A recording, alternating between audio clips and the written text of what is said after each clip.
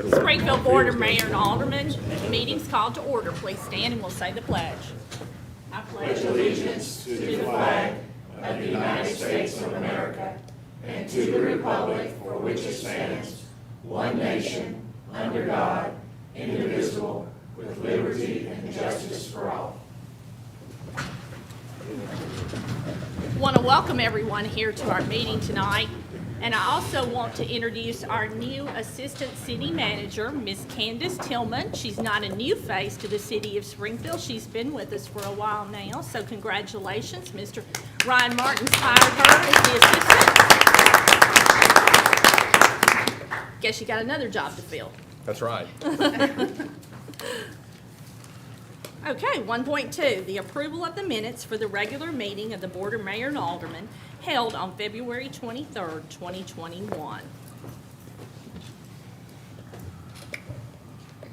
Motion made by Vice Mayor Harris and a second made by Alderman Hubbard. Are there any corrections? Ready for a vote. Anyone like to change their vote? Oh, gee. Okay. Please record the votes. Motion passes 7-0. Thank you. We will now start our public hearings. If you're here for the public hearing, please come to the mic and state your name and you have 2 minutes to speak. Our first public hearing is Ordinance 21-01, an ordinance amending the fiscal year 2021 annual budget for the city of Springfield by amending certain general funds and utility funds operating budgets. Would anyone like to speak? Please come to the mic. If no one would like to speak, the public hearing is closed.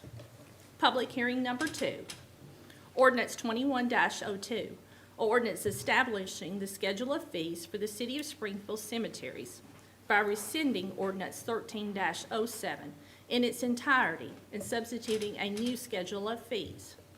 The public hearing is now open. Please come to the mic.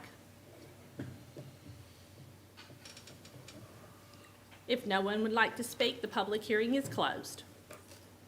Public hearing number 3, Resolution 21-09, a resolution annexing approximately 15.3 acres of property owned by Clay Jones Construction, LLC, located in the 9th Civil District, including a portion of a right-of-way of Wallace Road that's approximately a resolution annexing approximately 5 acres of property owned by Equity Trust Company, located in the 9th Civil District, including a portion of the right-of-way of Laura Road, approximately 0.17 acres.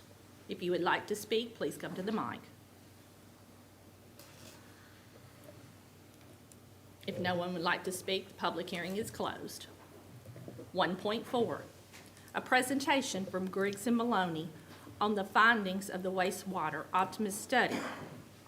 Mr. Ryan Maloney is here, and Mr. Roger Morris.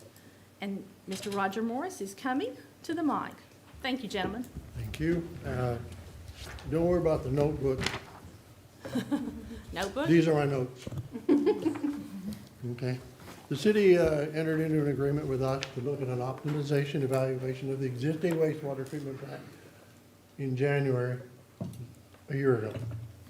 We've spent that time looking under stuff, in stuff, around stuff. I'm sorry to say we found no hidden treasure, okay, and no lost dogs, okay. What we did find was that the facility that you have is about 38 years old, okay. It is located to the west, photo behind me. It has been in service for 38 years. It has had one major upgrade when this portion, which is the sludge handling facility, the press and whatnot, was put in service in 1997. In 2020, we replaced the screen. I'm not going to get into the details about that, okay? And we replaced the disinfection system, which is the ultraviolet. All right. Other than that, it's all original equipment. Okay, been in there since we think 1984. Okay, there's some question of whether it's late 84, early 84, doesn't matter. It's a long time ago. our instruction in what we were to look at is we were to look at the treatment process, that is what's called the aeration process, that's what treats the wastewater. We're looking at the digestion system, which treats the waste from the aeration process, and to look at the controls and the instrumentation. And we did. And we have a report, and it details each piece that we looked at, okay? Won't bore you with those details, okay? Well, we also were tasked with, can this facility have its life extended? Well, big question. The answer is probably, okay? And I say probably because in order to do that, you're gonna have to do a lot of stuff. And so you have a handout from us that came to you, and we, in that process, identified 4 phases of things that can be done. One of the ground rules for the preparing of the 4 phases was, can this be done with grant money, or can this be done with money that would be normally available within our budget? You know, and so we structured it that way, okay? Last year, the city applied for a CGDB, Community Development Block Grant, to do the first phase, which is to replace the return activated sludge system and also to install a pump station so that we can cut down on record keeping, stuff like that. You did not get the grant, but you did put money in the budget, and that currently is in its design stage, okay? This year, the city is submitting an application for phase 2, which is to replace the blowers. Easiest way to explain that is the heart of your system. That's the air, okay? No air, doesn't work. Those blowers have been in service for 38 years. They've been replaced, rebuilt, replaced, rebuilt, replaced, rebuilt, okay? They're tired and they're undersized for today's permit limits. You have a permit from the state, which is different from the permit you had in 1984. That cost is approximately $1 million. We've rounded it to $1 million. 630 is in the grant application. Your share is the difference. There is some planning involved, like we did on the return activated sludge. If it doesn't work, it'll still be in the budget, but it's something you gotta do. Phase 3 of the evaluation is upgrading the digestion system. Currently is operating at 45% of the plant's capacity and creates issues. Issues not only in being able to dispose of the sludge, which creates cost, but also it creates ammonia because it doesn't properly aerate, doesn't properly digest, and that ammonia comes back into the aeration process. And by the way, your permit is permitted for ammonia. So the less ammonia you have, the better you're going to be as far as being in your compliance with your permit. From 2016 through 2019, the average for your ammonia on a monthly basis, according to the state of Tennessee, which is in your permit, was 2.3 milligrams per liter. Your permit is 2. Okay? That's why we have a lot of discussions with the state folks, okay? Your current permit is still 2, but they're looking to make it 1. That'll be happening possibly in 2024 at your next permit. The current facility in its current stage won't make that, okay? So phase 3 works on the digesters, gets the digesters up to snuff, allows you to create good sludge to be able to dispose of good sludge. Phase 4 is, so we kind of fix up the plant, but we haven't increased the capacity of the plant. Okay? If you spend that money, you would be able to increase potentially the capacity of the plant from 3.44 million gallons a day to maybe 5. I say maybe because we have to deal with the state. Okay? Okay. So could be up to 5. In other words, maybe 1.5 million gallons a day more, all right? But you'll still have a 38-year-old plant. And you'll still have the issues, so even if you spend all that money to upgrade that facility, you're still gonna have an old plant. And you'll still have old things in the plant that may break down in the 10 to 15 years that we were tasked, can you make it last that much longer? The limiting factor in this whole facility is not the equipment, it's the concrete. The concrete's been out there. If the plant went in service in '84, that concrete was poured maybe in '82, maybe '83, okay? So it's at least a year, maybe 2 years older than when the plant went into service. All right? Typical life on concrete, according to EPA, is 30 to 50 years. According to rural development, it's 30 to 60 years, okay? Concrete is great stuff until it fails. And once it fails, fixing it is nigh unto impossible. It's hard, it's expensive, and it usually doesn't work, okay? So, in our last meeting with the city staff, where we went over this stuff, we were asked, well, what do you think about replacing with what can we do? And we said, well, industry standards, numbers. A portion of the facility could be saved. The sludge building, okay? The lab building, okay? The garage buildings and stuff like that. The rest of it really would not be salvageable, okay? For a number of reasons that you're not interested in, but they're there. If you are interested, we'll let you know. And build a facility there that would allow you to expand. You have one limitation in expanding your facility, and it's a hydraulic limitation, and it has nothing to do with you folks. It has all to do with the 7-year, 10-day low flow of Sulphur Fork and Car Creek. And in order to get the maximum capacity, which would be about 7 million gallons a day, about double what you have, we would have to run a pipe down here to the fork and discharge. We have discussed that with the state, and they said, yeah. And they actually did the runoff calculations and the flow rate calculations when they went through the other permit and put that in the justification to allow us to stay at 2 on ammonia till 2024. Okay? So there's been a lot of cooperation and a lot of forethought that's gone in there. So that's what we found in a nutshell, okay? The people down there have done an excellent job of doing what they can with what they got. And they're really great folks, and we had enjoyed working with them, and I'll take any questions you got. Okay. Questions? Are we currently doing phase one?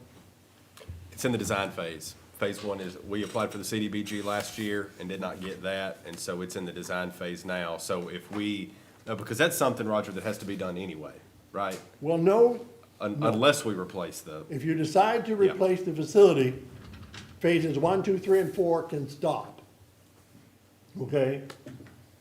Portions of 3 and portions of 4 would roll into the new design, but you do not need to do the return activated sludge stuff, and you do not need to do the little pump station. so the idea was next week, with this being timely, we would discuss this matter and kind of where we want to go with this and talk about funding and options and all of those things. Okay. Other questions? Yes, sir? So you said the estimated range for replacing this is 25 million, replacing everything? 25 to 35. I use an industry standard number as a calculator. Okay. The number is so many dollars per gallon per plant capacity. So if you choose a 5 million gallon capacity, you take that number and you multiply it, and you get 25. If you take that same number and you multiply it times 7, you get 35. okay? It's just a range. What it actually will cost is the city actually decides what it wants to put out there. Keeping in mind that you're gonna be looking at another 35 years. Okay, so you gotta think ahead, okay, as to what's gonna be. The folks that did this plant did a really good job. Okay, it lasted a long time, and it's still operable. Okay? Yes, sir? So what I was understanding Ryan saying, we're gonna discuss in some planning session, Yes. so there's really no need to go over it right now. No, I mean, you all are free to do what you'd I like mean, to, I but. understand that, but Yeah. it's kind of doubling up what we can Yeah, do on. we'll be able to have a discussion with numbers and figures and options next week. Griggs and Maloney is just presenting their findings of the optimization study that they did. Roger, one last thing is, how long would that extend the life of the plant? I think you may have mentioned that. 35 years for a new plant, but how long would This phases 1, 2, facility 3, and 4? may extend it as much as 15 years. Okay. Okay? In these 4 phases, you're looking at close to $6 million You're looking at $13 million for those 4 to phases. maybe get 15 more years. Correct. Or 25 to 35 million for a new plant. That's the thing we'll have to discuss next week, because, I mean, we all know that we have to do something because of the growth that's coming. I mean, you could still spend this 13 million and you may not get 15 years. Correct. Right. And you could salvage, I think Mr. Moore said, we could salvage a few of those things, some of those parts and pieces, depending on when we built the new plant. So all of that 13 wouldn't be lost, but it would be a gamble. I mean, A large portion of that 13 would be lost, yeah. okay? So was the grant applied for again, that was denied first time? That was a $630,000 CDBG grant that was denied. We've applied again this year for phase 2. So if next week we talk about it and you all kind of give us the nod to go on and maybe look at, if you say, hey, continue on where you're going with phase 1, 2, 3, and 4, that's what we will do. Phase 1's already in the design phase. We've already applied for the CDBG for phase 2. We'll just continue on that path. If you say, hey, put the brakes on, let's look at a new plant, we'll go and do that research and bring you back those numbers also.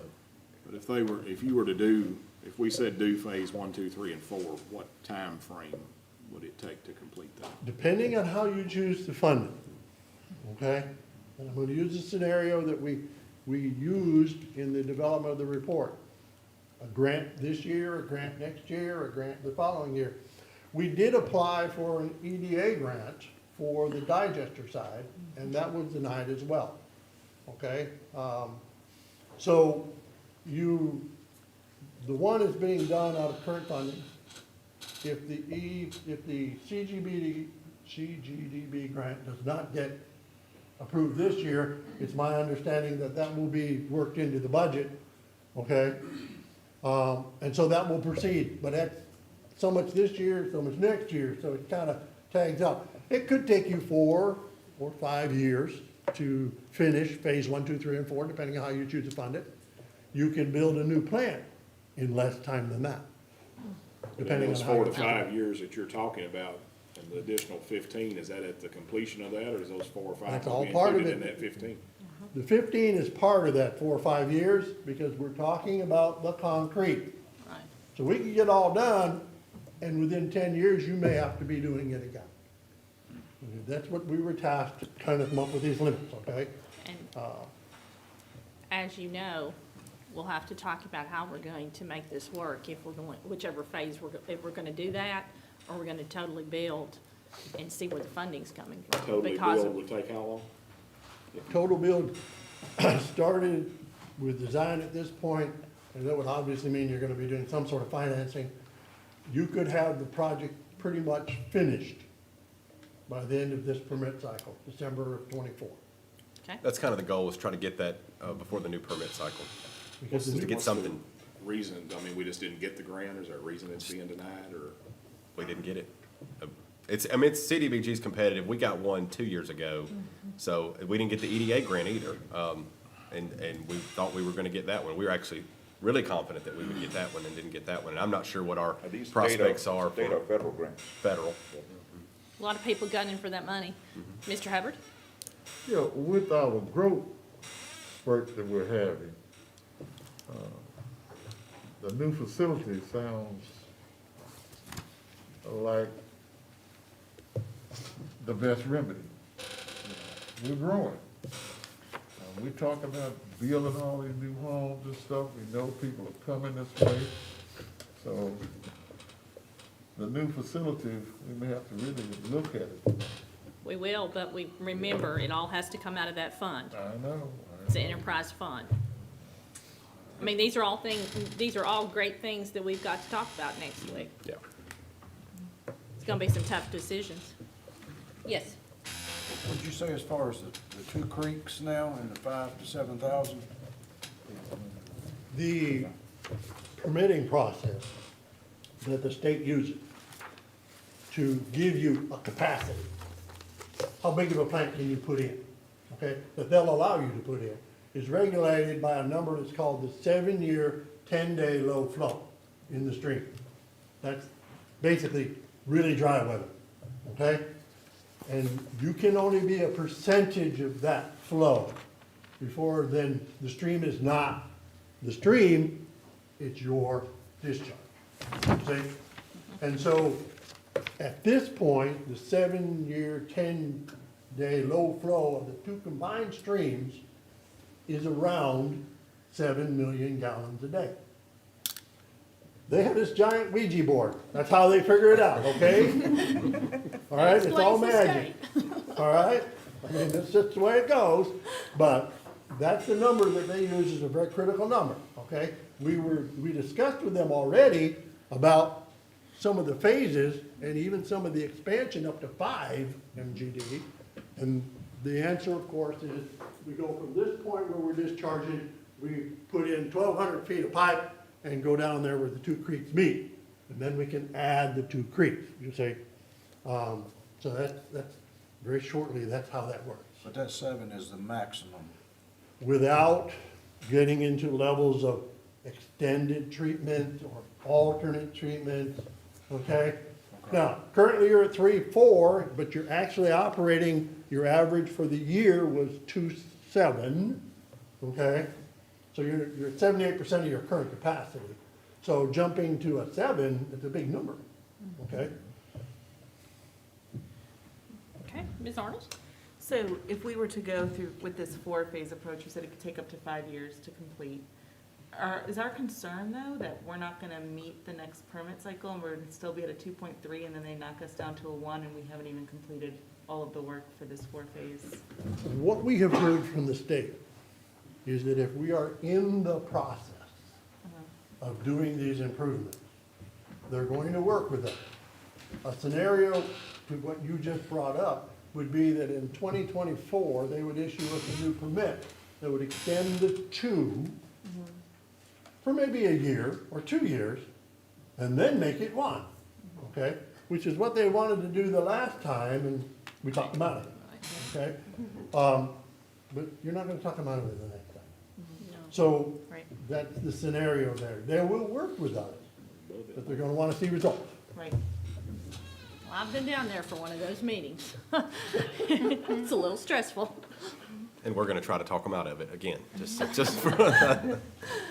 Any Make sure other you wear questions? Your good tie, that Any other questions while he's still at the mic? Thank you so much. You're welcome. We got a lot of work to do next week. And I will also remind you, tomorrow is the TVA meeting right here in this room for Economic Development Best Practices Workshop that will start at 8:30. If you're able to attend, please come. We will move on to our legislative portion of our meeting. 2.1, discuss and possible take action on ordinance 21-01 on a second reading. An ordinance amending the fiscal year 2021's annual budget for the city of Springfield by amending certain general funds and utility funds operating budgets. We have a motion to discuss by Alderman Green and a second by Alderman Hubbard. Do we have questions on this second? Any questions? No questions? We're ready for a vote.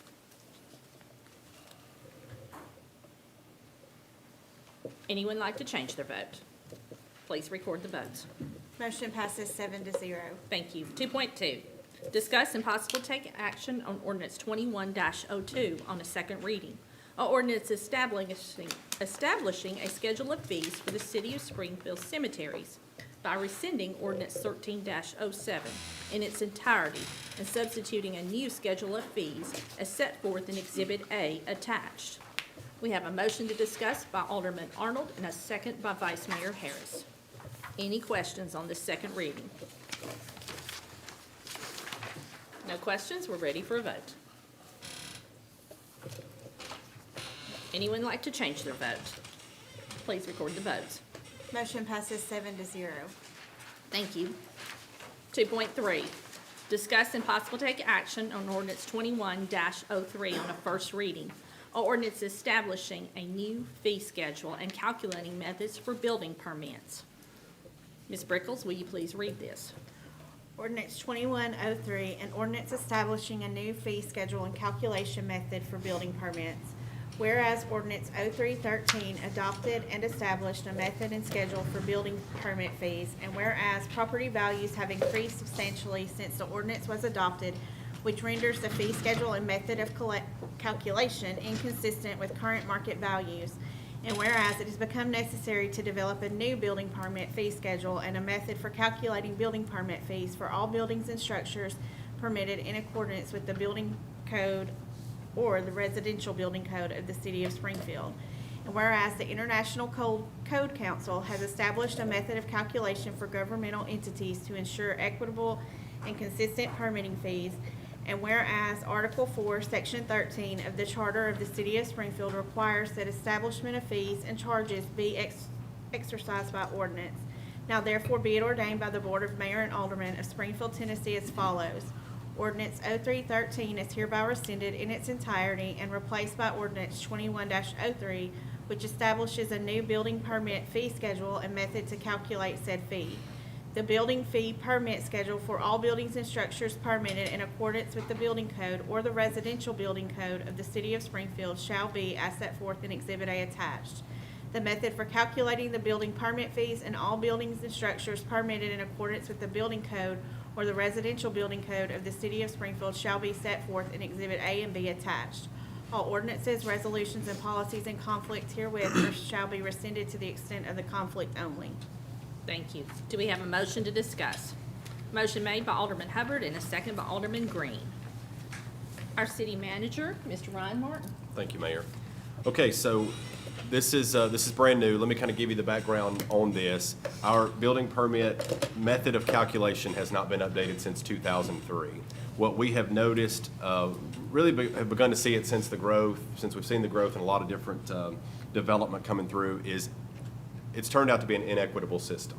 And I'll explain to you how that is. If you look at the ordinance from 2003, 03-13, the base number for the permit is $40 per square foot. So in 2003, that might have been a very fair number to be the base value. But what we have happening now, we've noticed this, Mr. Brewer and Mr. Fields, a codes administrator, have been researching this for several months to find out how other cities have resolved this issue. What we've noticed is that some builders will come in and they'll be very honest on their building permit, and they will value their permit at, if they're going to build a $400,000 house, and they put $400,000 on the value, and they pay it based on the schedule laid out in 03-13. Others know as long as it's above $40 per square foot, they can get away with it. So I'll give you an example, two examples that are currently right now. In Oakland Farms Phase 3, I'm not going to list the address or embarrass any because it's kind of widespread. The way this is going on, but we had a building permit for an 1,800 square foot house roughly that was valued at $148,000. That's how the contractor valued the project. So that's about $80 a square foot. That house is currently listed and under contract for $316,000. So they valued that project, they valued that house at less than half of what the house was listed for. We have other builders that aren't doing it that way, that they're coming in, if they're going to list the house for $316,000, they're going to value the project at $316,000.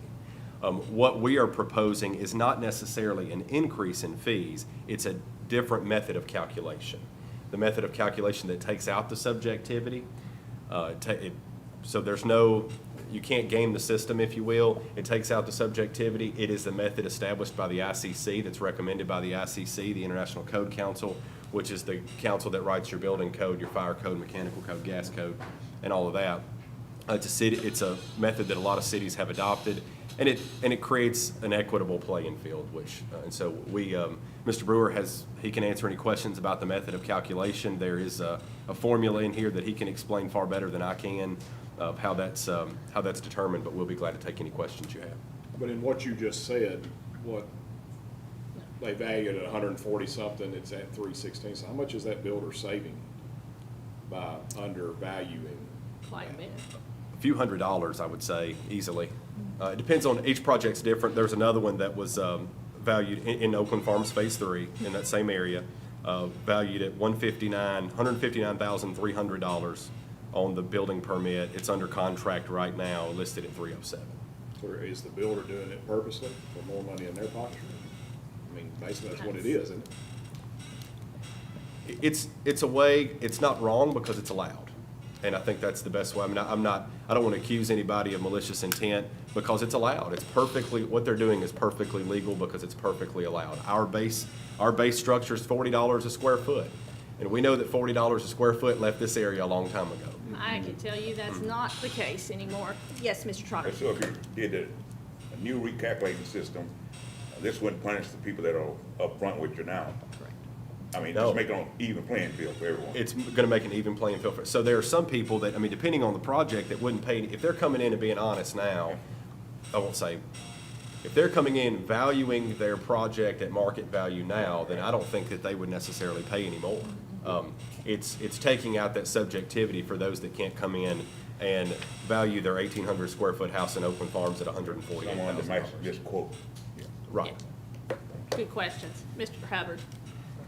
How are we in alignment with our competing cities? We haven't been. That's the reason they came up with this. Yeah. It's, By studying the other cities. I mean, we've done this in other departments, just like the cemetery that we've had on the agenda. We've got several things that need to be looked at. and this was one of them. This is something that we've certainly noticed an inequitable situation that's taken place. And Mr. Brewer can speak to the research that was done in other cities, if you don't mind him coming to the mic. Well, I'm glad it's being done because, these old threats about I'll go somewhere else to build, better shut it down. Well, and I want to be clear, we're not just raising fees, building No, permits. no, That's no. not what the recommendation or the proposal is. We're making it equal. It's trying to eliminate what we would look at and say is abuse. Okay? Mr. Hubbard, to very specifically answer your question, we looked at 1,700 square foot homes. Our permits are about $400 to $500 in that range. If we go the new method, it'd be $988. Per the 2008 appendix, it should be somewhere in the neighborhood. According to the appendix, it could be as high as $1,800. Town of Pleasant View presently charges $1,020 for a house that size. The city of Greenbrier presently charges $1,451 for a house that size. Robertson County charges $595. Hendersonville would charge $988, same as us. And the city of Millersville, $1,275. Clarksville, $561. Sumner County, $766. Gallatin, $629, and the city of Mount Juliet, $793. So the average is around $981. So, we would be getting into an area where we are charging rates or permit fees that are equitable with the surrounding communities. Okay. Other questions while he's at the mic? Mr. Harris? What's the safety net on this new way that you're wanting to charge? I mean, if they've come in and declared before not the right value to get a lower fee, Well, what's gonna be the new safety? The way the way we're recommending you calculate the permit is you take whatever square footage the house is, 1,700 square feet, and you multiply it by the ICC evaluation table as of August 20th. So based on the type of construction and the group of construction, it gives you a square foot value.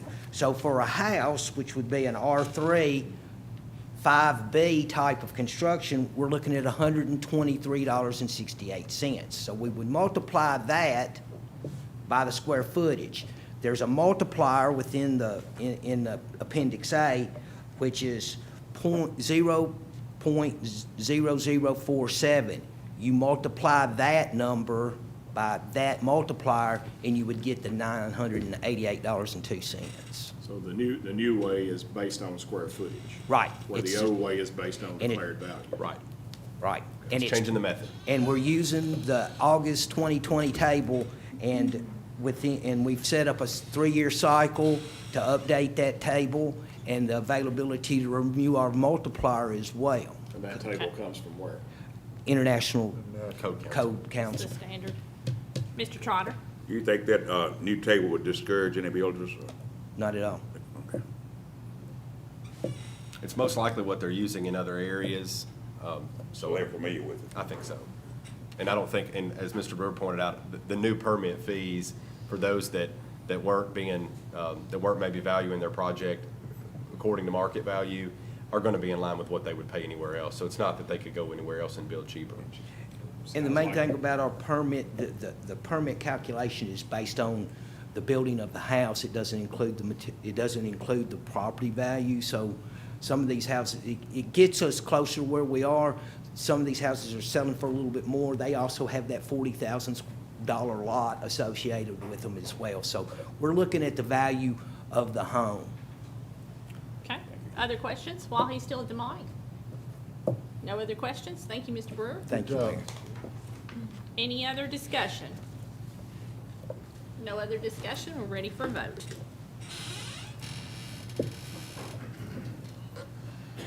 Anyone like to change their vote? Please record the votes. Motion passes 7-0. Thank you. 2.4, discuss and possible take action on ordinance 21-04 on a first reading. An ordinance establishing a new permit fee schedule for mechanical and gas piping systems. Ms. Brickles, will you please read this? Ordinance 21-04, an ordinance establishing a new permit fee schedule for mechanical and gas piping systems. Article 4, Section 13 of the Charter of the City of Springfield requires that the fixing of fees and charges be accomplished through legislative action, which must be exercised by ordinance. And whereas there is a necessity to establish an updated permit fee schedule for the City of Springfield Mechanical and Gas Code, and whereas TCA Section 68-120-118 requires municipal, county, and state employed plumbing inspectors and mechanical inspectors to receive certification from the state fire marshal before enforcing applicable plumbing, mechanical, and fuel gas codes. Now therefore be it ordained by the Board of Mayor and Aldermen of Springfield, Tennessee as follows. Ordinance 13-02 and Ordinance 19-23 entitled City of Springfield Service Manual Policy section that reads fee or cost of service are hereby rescinded in their entirety and replaced by Ordinance 21-04 establishing a permit fee schedule for mechanical and gas piping systems to read as set forth in Exhibit A attached. Thank you. A motion made by Alderman Hubbard and a second by Alderman Trotter to discuss. You would like to speak to this? Sure, so this is very similar in nature. This is a change in method of calculation. It's exactly the same thing. This is something Mr. Brewer and Mr. Fields discovered when looking at the building permits, that we had the same issue with our mechanical permits. If you look at the previous ordinance, which was 13-02, in section 1 of that ordinance, it talks about $50 for the first $1,000 or fraction thereof of valuation of the installation plus $6 for each additional $1,000. What we're proposing to move to again is using an ICC table to move, if you look at section 1 in Exhibit A of the newly proposed ordinance, 10 cents per heated square foot, up to a maximum. So we've set a maximum after 2,000 square feet. Is that right, Mr. Brewer? That's it. So we've set a maximum, but it gets away from the subjective valuation method of their own install and makes it based on square footage. Updating some of our, Antiquated ordinances. well, they haven't been looked at in a while. Any questions? Quite a while. Discussion? No discussion, we're ready for a vote. Anyone like to change their vote? Please record the votes. Motion passes 7-0. Thank you. 2.5, Discuss and possible take action on Resolution 21-09 on a second reading. A resolution annexing approximately 15.3 acres of property owned by Clay Jones Construction LLC, located in the 9th Civil District, including a portion of right-of-way of Wallace Road for approximately .46 acres. Do we have a motion to discuss? Motion made by Alderman Gregg and a second by Alderman Hubbard. Any questions on the second reading? No questions? We're ready for a vote. Anyone like to change their vote? Please record the votes. Motion passes 7-0. 2.6, discuss and possible take action on Resolution 21-10 on a second reading.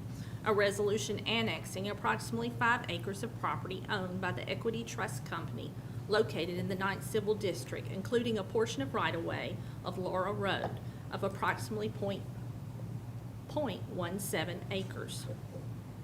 Do we have a motion to discuss? Motion made by Alderman Green and a second by Alderman Gregg. Any discussion on the second reading?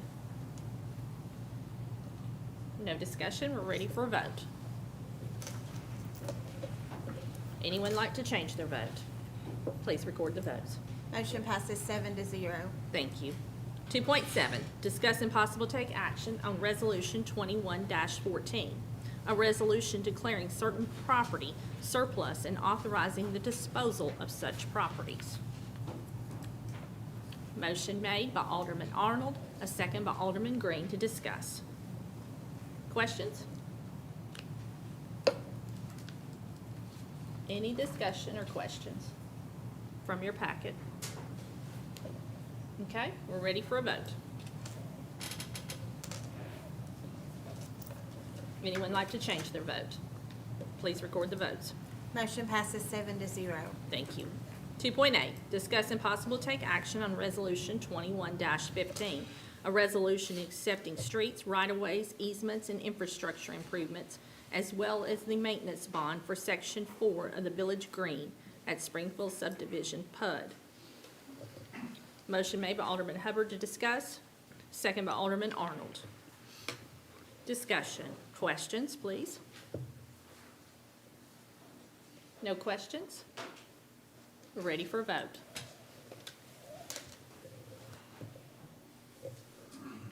Anyone like to change their vote? Please record the votes. Motion passes 7-0. We'll move on to our administrative portion of our agenda. 3.1, discuss and possible take action on the adjustment of the retail electric rates to the Springfield Electric Department due to the wholesale fuel cost adjustments by the Tennessee Valley Authority. Do we have a motion to discuss? Motion made by Alderman Hubbard, a second by Alderman Green.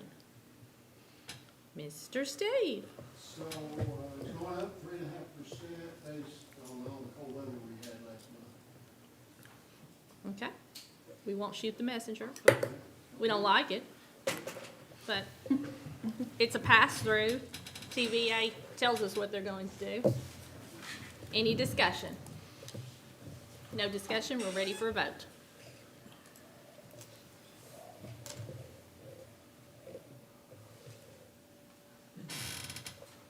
Anyone like to change their vote?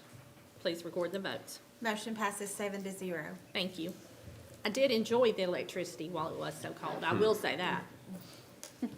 3.2, discuss and possible take action on the adjustments of the monthly gas rates of the Springfield Gas Department.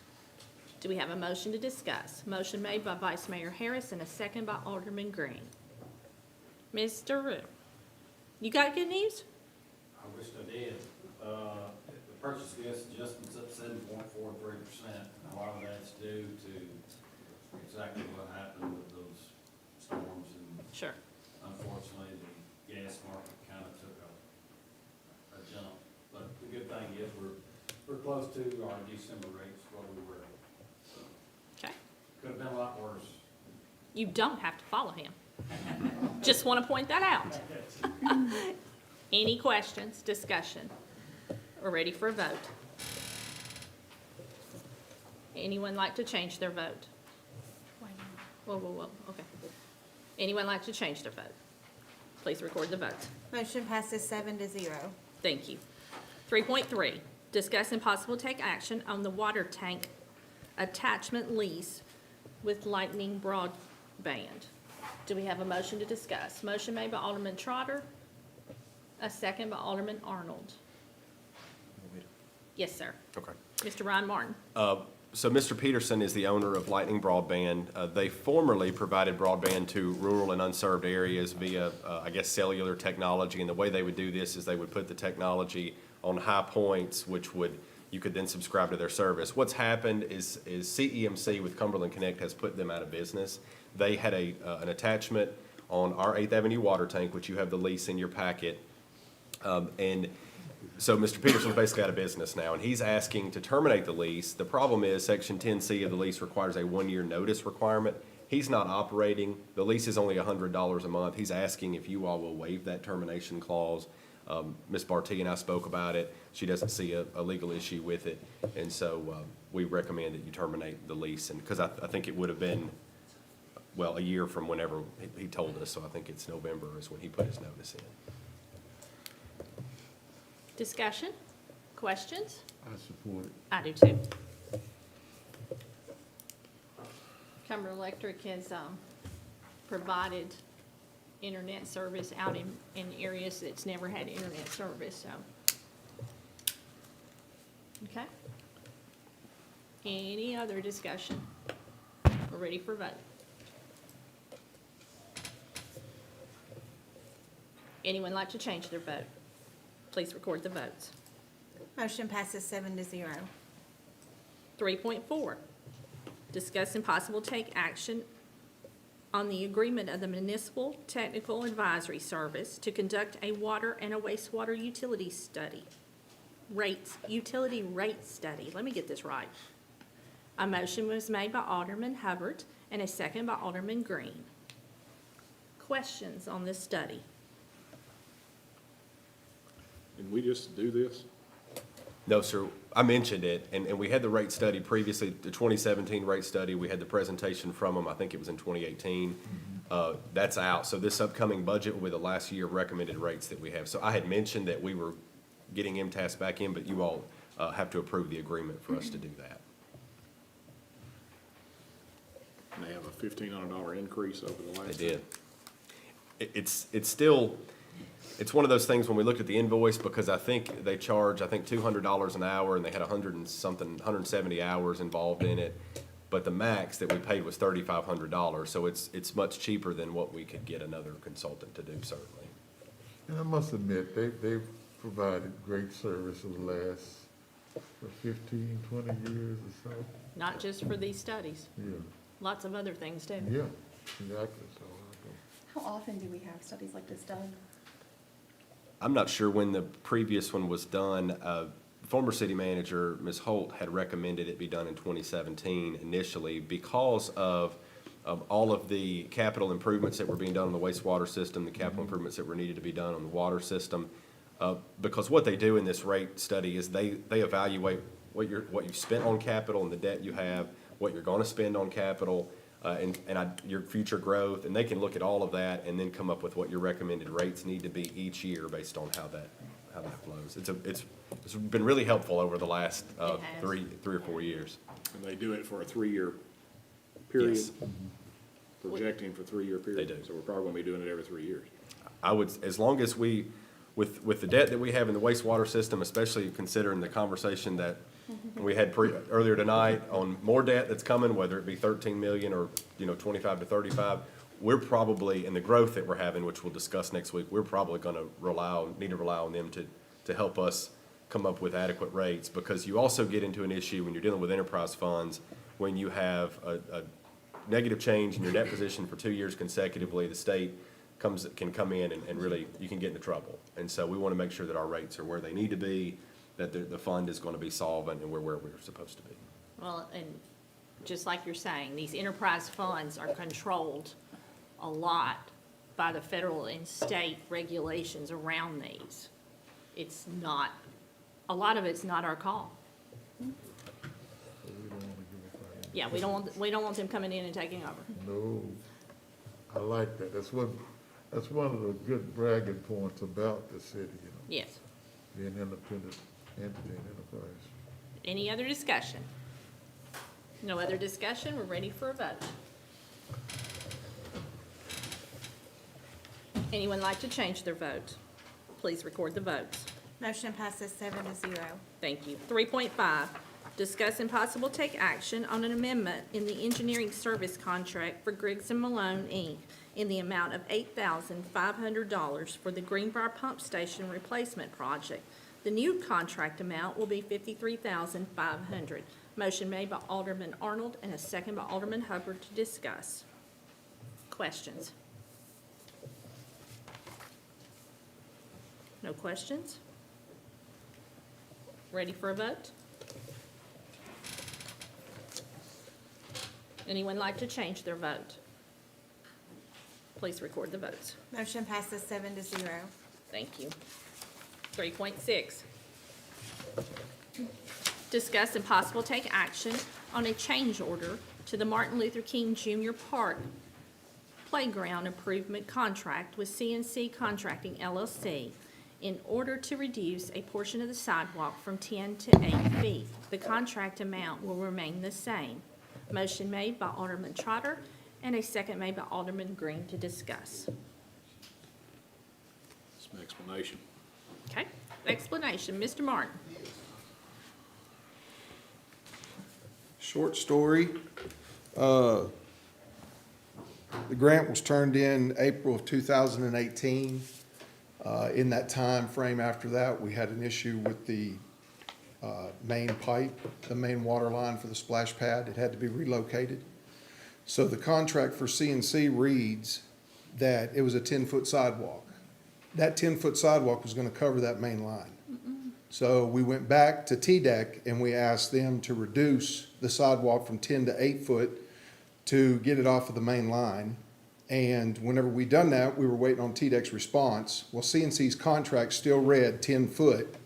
So I went to the site one day and they'd actually dug out for the 10-foot sidewalk and they started to frame it up. It was approximately 131 square feet of sidewalk at $7.07 a square feet for a total amount of $927 was the difference. And the reason why the contract price did not change is because the work that they had done exceeded the $927, so we just called it even. Okay, other questions while he's at the mic? Thank you. Any other discussion?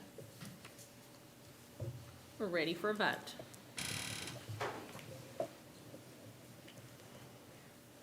Anyone like to change their vote? Please record the votes. Motion passes 7-0. Thank you. 3.7, discuss and possible take action on an amendment to the Pyro show contract for the 4th of July fireworks to include general obligation insurance changes. The amount of the contract will remain the same, $13,500.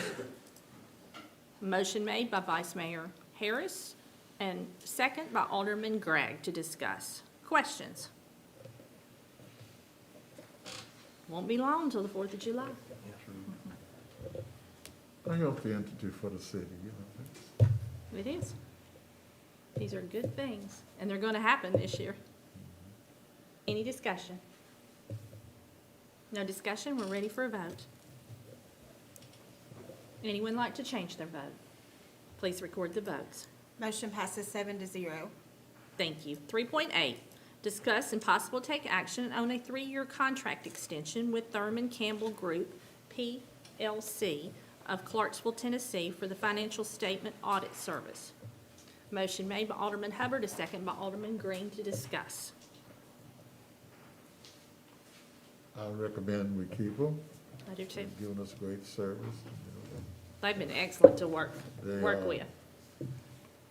And I think Ms. Crockett would say the same thing. Any questions? No questions? We are ready for a vote. Anyone like to change their vote? Please record the votes. Motion passes 7-0. Thank you.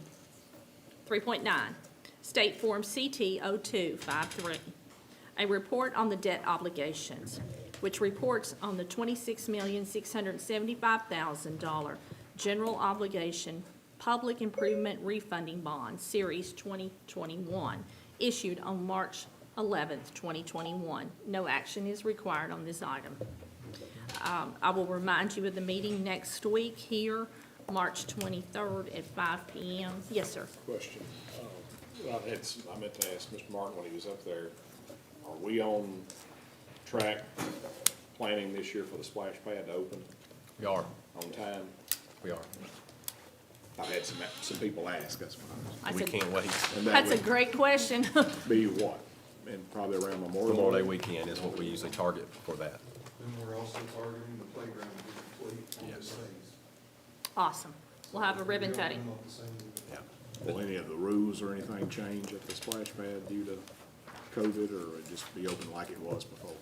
Don't know yet. Now, it's just, Plan to. we spoke to several different cities that kept their splash pads open last year. And mainly because of the chemicals, that's the chlorine and the chemicals that's in the splash pad. It's one of the safest places to be. So we're ready to open it up, and, you know, we're gonna have social distancing as much as we can outside of the fence and inside the area. But, you know, the kids are they're gonna play, so. Were there some cities that didn't close this past year? Not that I'm aware of. Now, I'm sure there are, but just the ones that were surrounding us. Closed. They were some that were closed, yeah. Okay. We look forward to Memorial Weekend in the city of Springfield. Mr. Martin, City Manager's report. Thank you. You've already kind of mentioned two of those. Welcome to our new Assistant City Manager, Candace. And also reminder, next week, the topics that we have for the planning session are growth, mobile food service vehicles, and fiber internet. So those are the topics that you all submitted that we are going to talk about. We'll also recap our 2020 strategic plan. Encompassed in that growth discussion will be sort of what we talked about tonight. We'll talk about general fund infrastructure, as well as utility fund infrastructure. I do want to acknowledge our wastewater treatment plant staff. Mr. Morse already gave them a nice shout out earlier, but we had our compliance and evaluation inspection from TDEC at the wastewater treatment plant. And as Mr. Morse said, they're doing a good job with what they have to work with. We had a good inspection report, and so we appreciate the work that they're doing out there. We're still working diligently on budget. We'll have that to you all in April. And then one bit of good news is we have added pickleball. We added pickleball courts outside at Garner Street last year, and now we've added pickleball inside the center. For those of you that don't know what pickleball is, it's like tennis. It's really popular among the senior population, and it's a growing game. And so Mr. Martin is always looking at expanding our offerings at Parks and Rec, and he's done that again, so we're appreciative of that. Will there be some lessons for the people setting up here for pickleball? I informed everybody that you will be teaching a class. Why me? I'm a runner. I don't know about pickleball. Former coach Greg Bell is one of the champions at pickleball. Oh, that's right, he is. He's a champion. So if we go over, He's a Mr. champion Martin will pickleball do a player. demonstration. He will, Mr. Martin, we're all coming over tomorrow. and we'll stream it. No videos. Okay. Mr. Hubbard, you had something? Yes, I would just like to say to the citizens, okay, please take the vaccination when your time comes. And dispel all of these crazy rumors that are floating around. We need to push toward immunity.